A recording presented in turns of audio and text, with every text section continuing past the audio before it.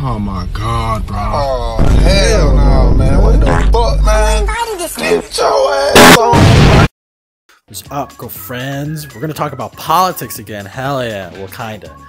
You see the title, you already know what we're talking about. YouTube apparently hates trans people. Not even apparently, it's pretty fucking obvious at this point. You might be thinking, that's volatile, and that's probably not true. Not entirely true, right? Hate's kind of a strong word.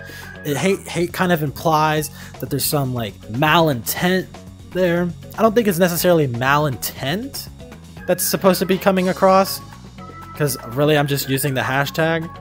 But I generally agree with the statement and the intent behind the hashtag. It's very similar to what Mama Max did with the whole like pick a side YouTube thing. But essentially it's callousness. It's genuine fucking callousness. So bam, I'm gonna put like a tweet right there. YouTube recently tweeted that out like a couple days ago. I wouldn't have known because I got banned off of Twitter. Thank fucking God. I don't miss it. They said something like, thinking about the trans community and trans creators, hashtag trans weekend, trans awareness weekend. So it's funny that they say something like that, but also at the same time profit so much fucking money off of like seriously transphobic fucking like evil fucking people on their website. So I'm talking about people like Matt Walsh, talking about people like Steven Crowder, Ben Shapiro, I was gonna say Blair White. I don't think Blair White's transphobic. She's just a fucking grifter. She's more of, it almost feels like she wants to say like, I hate trans people, but it's just like, well, Blair, there's a problem with that though, right?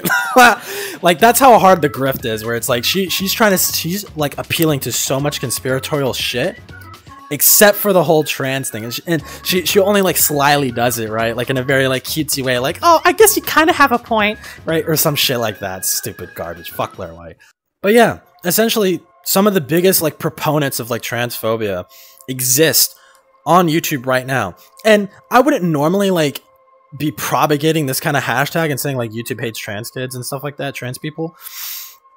I wouldn't be propagating it had these people not be the people that are fucking directing like current discourse and like the conservative movement. The actions, what people like Matt Walsh, or I honestly give Matt Walsh too much credit. We'll get to that in a second. But you know, people like Ben Shapiro and Steven Crowder, you know, people like that, literally, like whatever they decide to talk about is what's being talked about among conservatives, like literally in the entire fucking country. Like that's how much fucking power they have. You know, I would honestly put them on the same level as like people like Donald Trump, like the fucking former US president. I would put them on the same fucking level of influence as that. It's that fucking much. It's that much power that they fucking have. But their power literally only exists on these platforms. Someone like Ben Shapiro would not have the power and influence that he has now if he simply, you know, if his YouTube channel just happened to disappear. I wouldn't say he was going to go bankrupt or anything like that. He owns Daily Wire, right? So it's kind of hard for him to go bankrupt, but definitely subordinates, those people would be like, you can't platform them anymore. You know, you can't slyly like do that shit. Like you'll get banned and shit. But for specifically, I would want someone like Matt Walsh to be banned. Just to demonstrate that, right? Because like I think Matt Walsh is a great example. So you look at someone like Steven Crowder, and he could probably like host an event and have like a bunch of people show up. You know, I think he spoke on college campuses before, not the whole change my mind thing, but he spoke on college campuses and a decent amount of people showed up. Matt Walsh actually showed up to my college campus and I didn't even realize it. That's how little people showed up. That's how little people showed up and were like aware of that. That's how little people really fucking gave a fuck about Matt Walsh, is that when he showed up to my college campus to give a fucking lecture, to give a fucking speech about how evil trans people are or some shit, I hardly noticed anything. I hardly noticed anything. And I have to go, I park on like the other side of the fucking campus because I don't want to deal with parking. So if you park on like the far side, there's tons of fucking free space. I don't want to fucking deal with like looking for its parking space. That's fucking, I don't want to deal with that. So I park, and it's good to get myself walking and stuff like that. So I literally go across campus and stuff like that, and I go through, and I mainly stay in the main building, the student union building. I mainly stay there to do like homework and whatever, like chat with people, because like sometimes people are playing Smash Bros there and it's cool to chat with them sometimes, right? But I do it there. I didn't notice anything, and apparently like the next day I find out like, oh shit, Matt Walsh is coming to my university. I'm gonna show up and like ask him some fucking hard-hitting questions and like embarrass him, or I'm gonna try to, at least, you know, in a sly way. I'm not gonna be like hyper aggressive or anything. I'm gonna be like, I just have some questions about Christianity is all I'm saying. You know, but it turns out, oh, it already happened. I'm like, wait, it already happened? Like, I didn't notice. But it really goes to show how powerless these people are in real life. Their power exists on the internet. It exists purely on the internet and nowhere else. Nowhere else. These people don't have power in real life. They don't have power and influence in real life. All their influence exists on the internet. So it leads me to fucking believe it's like, okay, so just get rid of their platform.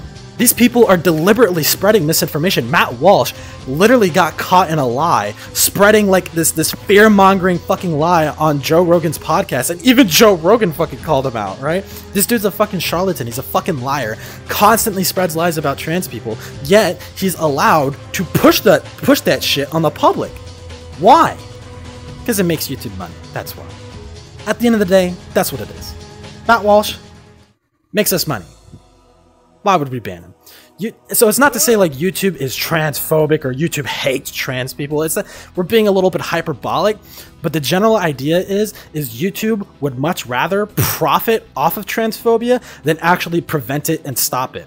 You know, and it's not. And I just want to every time I feel like I bring up transphobia, like I feel like there's some amount of people out there who literally don't understand how serious it is, like how serious of a fucking problem it is, like.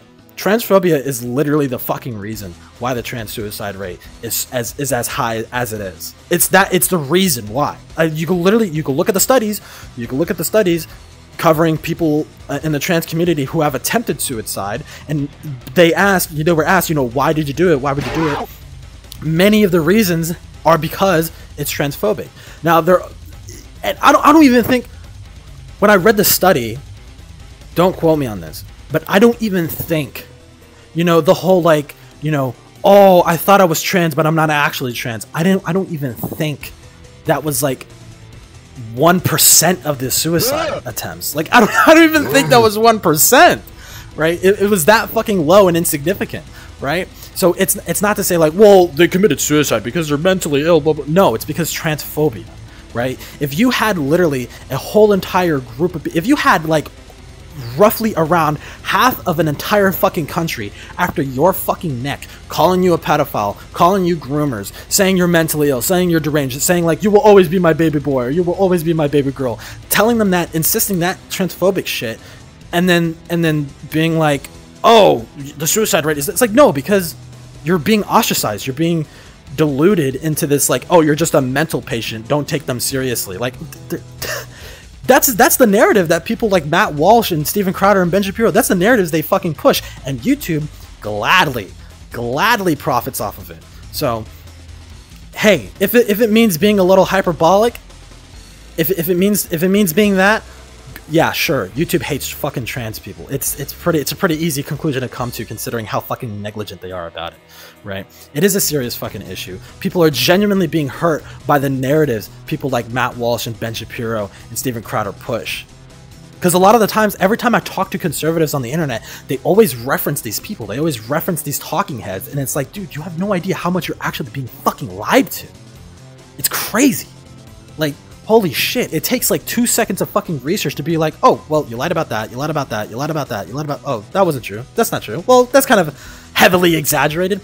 Even in the Joe Rogan clip, I don't know if I want to play it, because like you kind of have to play it in the whole context, but essentially it's broken down like Matt Walsh says there's well over 1 million little children on hormone replacement therapy or something like that, like HRT. There's over 1 million of them, and Joe Rogan has one of his like producers or some shit, they look it up and they put it on the big screen and it says it's only like 4,000, and then Matt Walsh, you can see his head turn like, I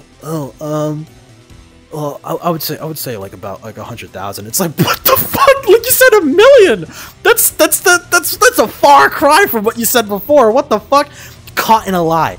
That fucking easy. On home turf too. Joe Rogan could have went super mega fucking hard, but he didn't, because Joe Rogan's a conservative. That's not a secret. He's a fucking conservative, right?